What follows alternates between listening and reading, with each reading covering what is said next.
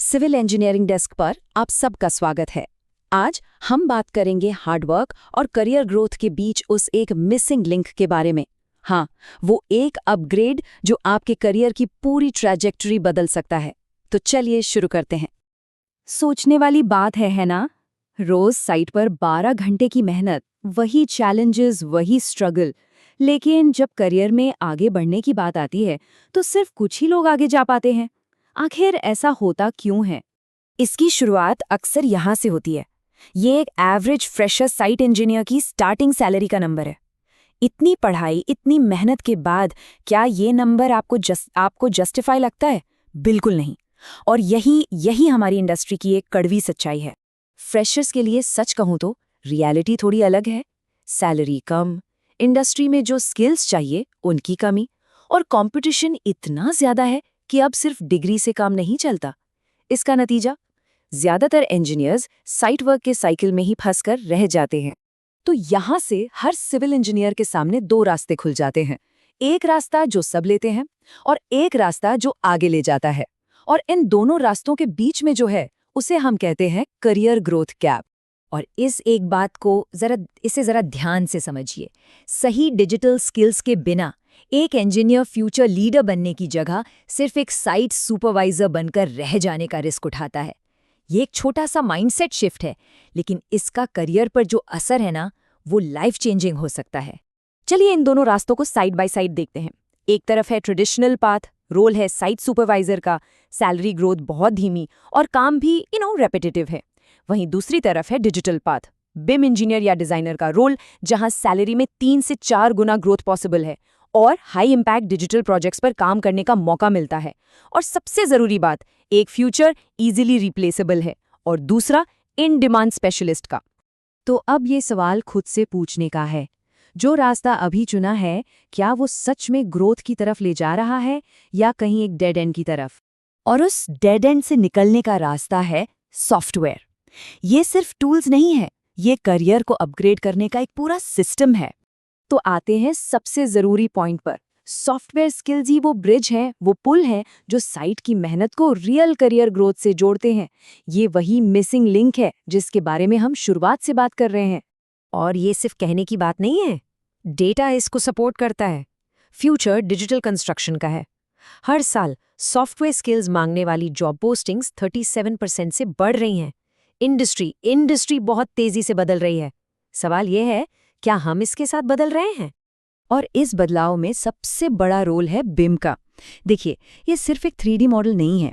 Building information modelling एक process है जिसमें एक इंटेलिजेंट 3D मॉडल बनाया जाता है, जिसमें बिल्डिंग की सारी जानकारी, मतलब हर एक डिटेल मौजूद होती है। इससे प्लानिंग, डिजाइन और कोलैबोरेशन सब कुछ बेहतर हो जाता है।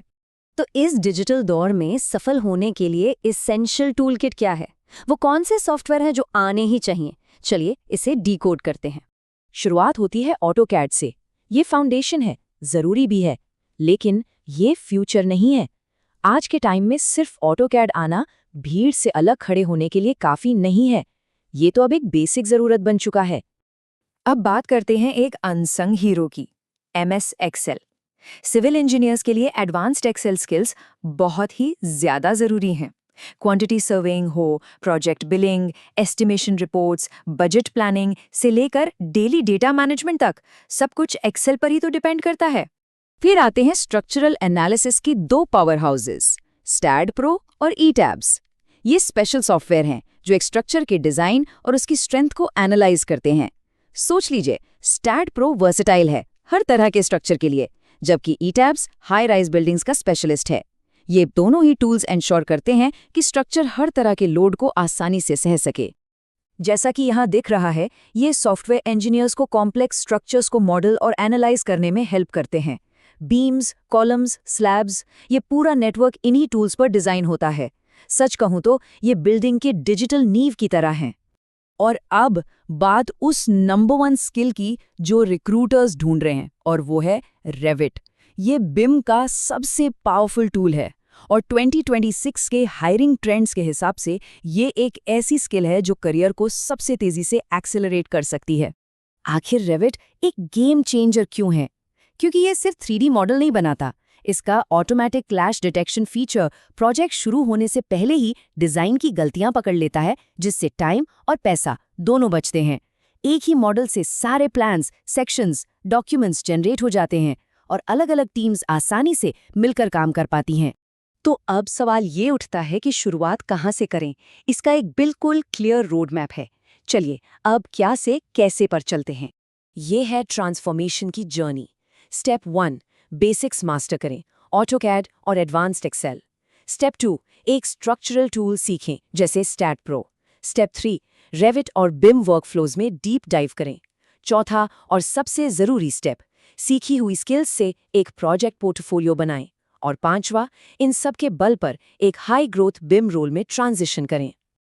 और इस पूरी मेहनत का रिजल्ट वो इस चार्ट में साफ दिखता है। एक साइट इंजीनियर जहां 30,000 तक अर्न करता है, वहीं एक बिम मॉडलर 50,000 और एक स्किल्ड बिम इंजीनियर 80,000 या उससे भी कहीं ज्यादा कमा सकता है। ये जंप सिर्फ सैलरी का नहीं, ये करियर ग्रोथ का है। तो आखिर में बस एक ही सवाल है। इंडस्ट्री तेजी से बदल रही है, अब डिसाइड ये करना है कि इस बदलाव को लीड करना है या पीछे रह जाना है। चॉइस आपकी है। रियल सिविल इंजीनियरिंग ग्रोथ और उसके क्लियर रोड मैप के लिए द सिविल इंजीनियरिंग डेस्क को सब्सक्राइब करें। यहाँ हर कदम पर इस करियर जर्नी में हम आपके साथ हैं।